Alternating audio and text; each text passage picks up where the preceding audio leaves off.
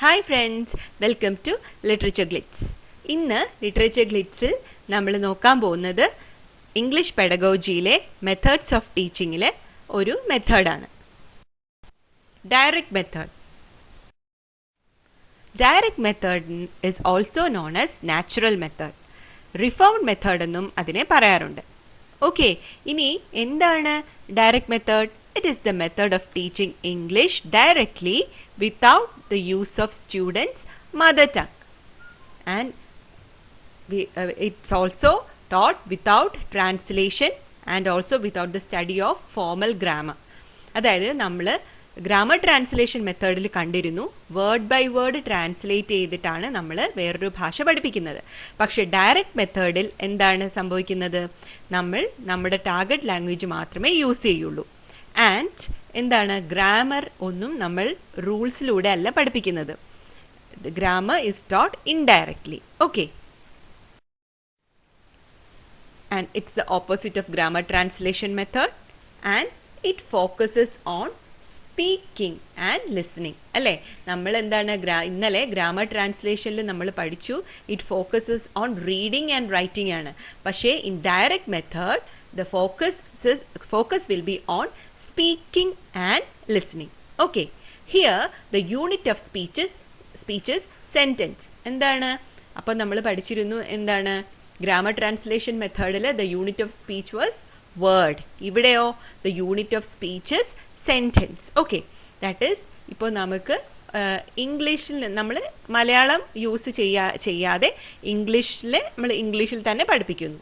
Okay, and here the aim of this method of teaching is to make students think in English. അല്ലേ, ഇപ്പം നമുക്ക് ഏത് ഭാഷയാണോ acquire ചെയ്യേണ്ടത് ആ ഭാഷയിൽ തന്നെ സ്റ്റുഡൻസിനെ കൊണ്ട് അവരുടെ മൈൻഡിലേക്ക് നമ്മൾ ഈ ഭാഷ, ഇംഗ്ലീഷ് ഭാഷ ഇൻസ്റ്റിൽ ചെയ്യുന്നു. ഓക്കെ,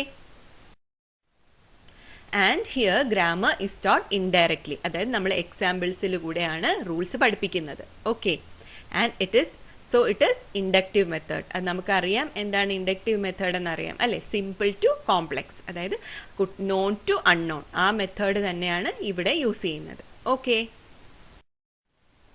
ആൻഡ് ഇനി നമുക്ക് ഈ മെത്തേഡിൻ്റെ കുറച്ച് മെറിറ്റ്സ് നോക്കാം, കുറച്ച് പോസിറ്റീവ്സ് നോക്കാം. Okay, first one is command over language. അല്ലേ, അപ്പോൾ നമ്മൾ ഏത് ഭാഷ പഠിച്ചാലും ആ ഭാഷ കൂടുതൽ കേട്ടാലാണ് ആ ഭാഷ പഠിക്കുക. അല്ലേ, ഇപ്പോഴും നമ്മുടെയൊക്കെ ഇംഗ്ലീഷ് മീഡിയം സ്കൂളുകളിൽ ഇംഗ്ലീഷിൽ മാത്രമേ കമ്മ്യൂണിക്കേറ്റ് ചെയ്യാൻ പാടുള്ളൂ.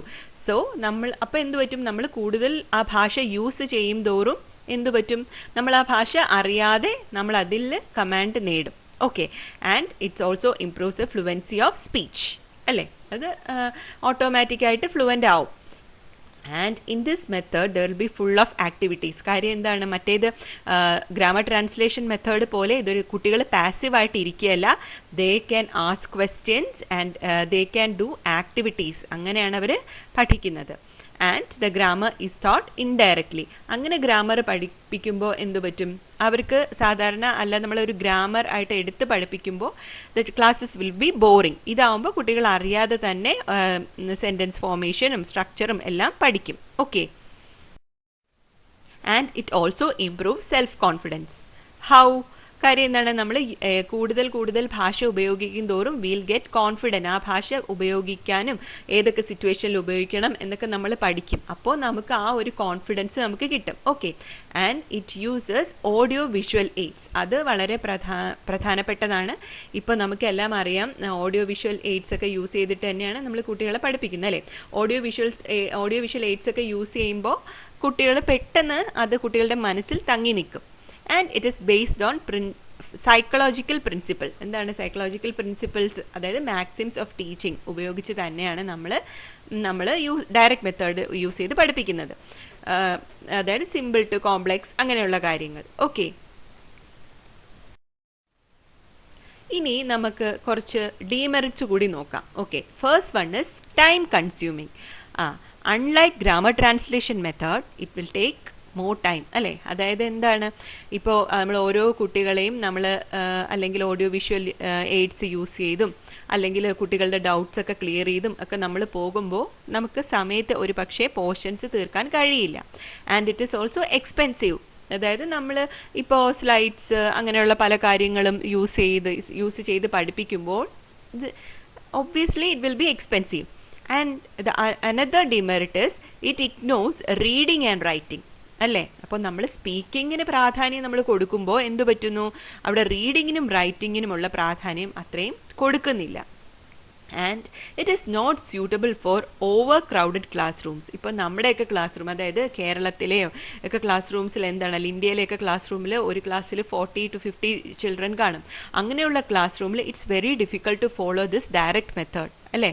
കാര്യം എന്താണ്, നമുക്ക് ഓരോ ഇൻഡിവിജ്വൽ കുട്ടികൾക്കും അറ്റൻഷൻ കൊടുത്ത് പഠിപ്പിക്കാൻ it will be difficult. Okay?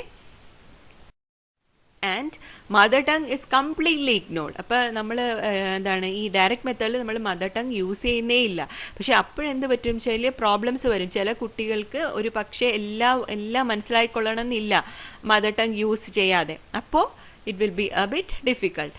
And another important demerit is proficient teachers are required. കാര്യം ഇംഗ്ലീഷ് ഭാഷ അത്രയും നന്നായി കൈകാര്യം ചെയ്യുന്ന ടീച്ചേഴ്സിന് മാത്രമേ അങ്ങനെ ഡയറക്റ്റ് മെത്തേഡ് യൂസ് ചെയ്ത് പഠിപ്പിക്കാൻ കഴിയുള്ളൂ. കാര്യം ടീച്ചേഴ്സ് എന്ത് പറഞ്ഞാലും അത് കുട്ടികൾ പഠിക്കും. അപ്പോൾ ടീച്ചറുടെ കയ്യിൽ എന്തെങ്കിലും ചെറിയ തെറ്റുകളുണ്ടെങ്കിൽ ഇറ്റ് വോണ്ട് ബി അത്രയും ഇഫക്റ്റീവ് ആവില്ല ഈ ഡയറക്റ്റ് മെത്തേഡ് യൂസ് ചെയ്ത് പഠിപ്പിക്കുമ്പോൾ.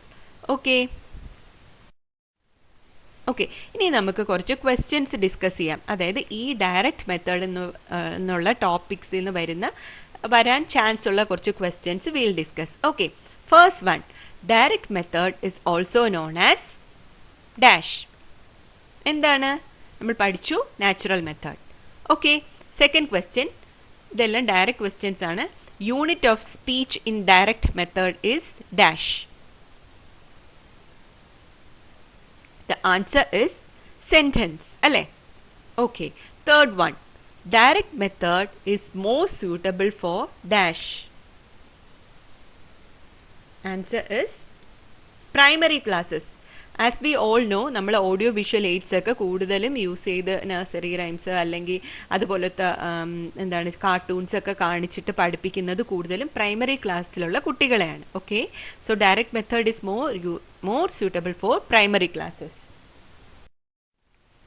Fourth question, the method of teaching foreign language without using the pupil's mother tongue is, sorry, അവിടെ ഒരു ചെറിയ മിസ്റ്റേക്ക് ഉണ്ട്.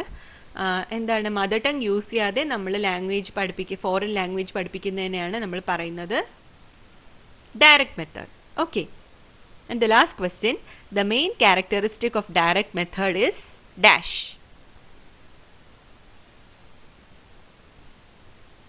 The use of audio-visual aids.